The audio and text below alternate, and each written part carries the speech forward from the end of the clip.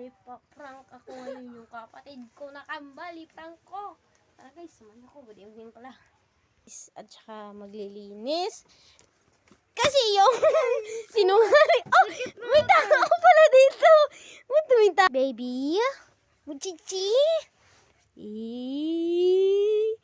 Ay. Ano yun? Ano yun? Ano yun?